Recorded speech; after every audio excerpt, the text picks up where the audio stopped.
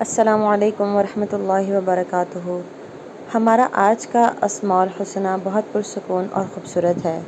ویسے تو تمام اسماء الحسنی اپنے آپ میں بہترین ہیں، لیکن اس نام کی کیا ہی بات ہے، کیونکہ اس کا مادہ اور اسلام کا مادہ ایک ہے۔ اسلام ہمارے دین کا نام ہے اور یہی ہماری پہچان ہے، لیکن کیا ہمیں اس کا مطلب بھی معلوم ہے؟ تدبر کرنا دراصل ہر لفظ کے معنی کا تعاقب کرنا ہے تاکہ ہم اس لفظ کی روح کو سمجھ سکیں۔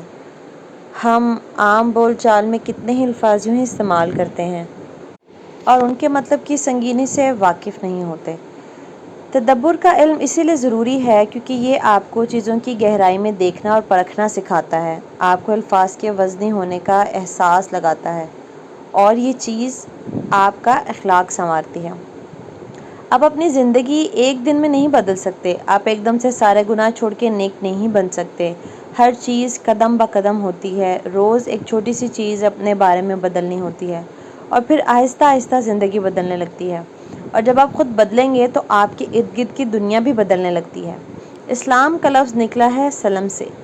سلم کے معنی ہے امن، محفوظ ہو جانا، کسی تکلیف کا ختم ہو جانا، سکون میں آ جانا، مشکلات کا دور ہو جانا۔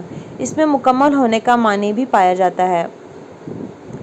سلم کا معنی انگلیوں کی ہڈیاں بھی ہوتا ہے، یہ سیڑھی کو بھی کہتے ہیں۔ اس کا اصطلاحی معنی ہے خود کو کسی کے حوالے کر دینا، کسی کے سپرد کر دینا، اپنا آپ بہت سکون سے کسی کے حوالے کر دینا، اور یہ ایسی سپردگی ہے جس میں حفاظت اور سکون کا احساس ہو۔ اسی سے تسلیم کا لفظ نکلا ہے، کسی فیصلے کو مان لینا۔ اس سے کسی کو سلام کرنے یا گریٹ کرنے کا معنی بھی نکلتا ہے۔ سلم کا ایک اور معنی بچ جانا بھی ہے، جیسے کسی کو محفوظ کر لینا، کسی کی جان بخشی ہو جانا۔ اس کا سب سے غالب معنی سرنڈر کرنا اور خود کو حوالے کر دینا ہے، کوئی مزاحمت نہیں، ہتھیار ڈال دینا۔ اور دوسرا غالب معنی حفاظت، امن اور سیکیورٹی کا احساس ہے۔ یہ ہے سلم کا معنی۔ اس سے بنا ہے سلام۔ سلام کیا ہوا؟ الاسلام اللہ تعالیٰ کا صفاتی نام ہے اور اس کا معنی ہے جو سورس ہے، یعنی ذریعہ ہے سلامتی کا، امن کا، سکنیت کا۔ یہ ہے ہمارا رب، ہمارے سارے راستے اس کی طرف جاتے ہیں، ہماری ابتدا اور ہماری انتہا سب اسی کی طرف ہے۔ مگر کیا ہم اپنے رب کو سلامتی والا سمجھتے ہیں؟ شاید نہیں۔ ہم یہ سمجھتے ہیں کہ ہم دین کے سارے احکامات نہیں مان سکتے کیونکہ دین ہمیں مشکل میں ڈال دے گا، دین ہماری زندگی کو پیچیدہ کر دے گا، دین پہ عمل کرنے سے ہم لوگوں سے پیچھے رہ جائیں گے۔ ہم خود کو اللہ کے سپرد کرنے سے ڈرتے ہیں کیونکہ ہمیں لگتا ہے کہ اس صورت میں ہم اپنا آپ کھو دیں گے، ہم مدرسے کے طالب علموں کی طرح ہو جائیں گے، ہم پتہ نہیں کیا بن جائیں گے۔ ایک حکم مانا تو سارے ماننے پڑیں گے، نمازیں پڑھ لیں گے لیکن موسیقی نہیں چھوڑ سکتے، پھر اور بھی بہت کچھ چھوڑنا پڑے گا، دوست چھوڑنے پڑیں گے، کیا کیا چھوڑیں گے۔ دین مشکل لگتا ہے، اللہ کے حوالے خود کو کرنا مشکل لگتا ہے کیونکہ اس میں کوئی اٹریکشن نہیں ہے۔ لیکن پھر کیا ہوتا ہے؟ ہم کہتے ہیں زندگی میں سکون نہیں، رزق پورا نہیں پڑتا، دعائیں قبول نہیں ہوتی، گھروں میں جھگڑے بہت ہیں، دل کو سکون نہیں ہے، خود کو بھول گئے ہیں، اتنے مسئلے ہیں کہ ایسا لگتا ہے خود کو کھو دیا ہے۔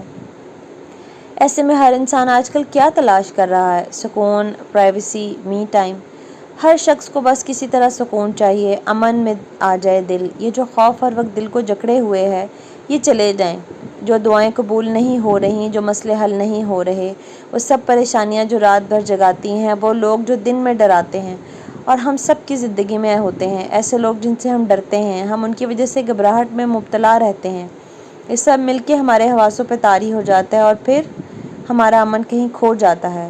ہم سب سکون کی تلاش میں ہیں، لیکن ہمارا سکون، امن اور تحفظ ہمارے رب کے پاس ہے۔ ہم اس دنیا میں ڈھونڈ رہے ہیں، شاپنگ میں، دولت اکٹھی کرنے میں، انسانوں میں، موسیقی میں، خود اپنے آپ میں، لیکن سکون کے سارے راستے رب کی طرف جا نکلتے ہیں۔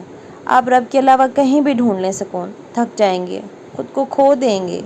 اسی لیے اگر سکون اور امن چاہیے تو اپنے رب کی طرف لوٹنا پڑے گا۔ سلم کا مطلب خود کو سرنڈر کر دینا بھی ہے، لڑائی ترک کر کے ہتھیار ڈال دینا۔ اب وہ وقت آ گیا ہے کہ میں اور آپ بھی خود کو سرنڈر کر دیں، اپنی انا پیچھے کر لیں، اپنی مرضی کو نیچے کر لیں اور اللہ تعالیٰ کی بات مان لیں۔ اللہ تعالیٰ کا کوئی ایک ایسا حکم ضرور ہوگا جس وقت آپ نہیں مان رہے، وہ کیا ہے یہ آپ کو اچھی طرح معلوم ہے، اور یہ بھی کہ آپ کیوں نہیں مان رہے، بس اس حکم پر دل راضی نہیں ہوتا۔ کیوں نہ آج ہم اپنے دل کو نیچے کر لیں اور خود کو اللہ کی مرضی کے حوالے کر دیں۔ بس ایک دفعہ یہ کر کے دیکھیں، ہر نیکی اپنے سے بڑی نیکی کا راستہ کھولتی ہے۔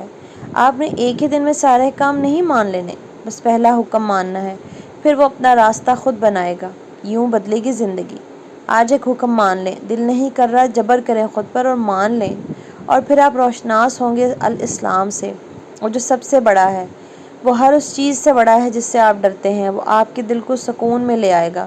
یہ ڈر، خوف اور مایوسی جو آپ کو جکڑے ہوئے ہے، یہ جو نکلتی ہوئی عمر کا غم، کامیاب نہ ہونے کی مایوسی، خواہشات پوری نہ ہونے کا قلق آپ کو کھائے جا رہا ہے، یہ پھر نہیں ہوگا۔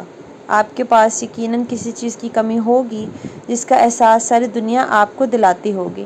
وقت پہ شادی نہ ہونا، وقت پہ بچے نہ ہونا، وقت پہ رزق نہ کما سکنا، ہر چیز کا وقت سوسائٹی نے سیٹ کر رکھا ہے، اور آپ کی کمی وہ آپ کو عدسہ لگا کے دکھاتی ہے۔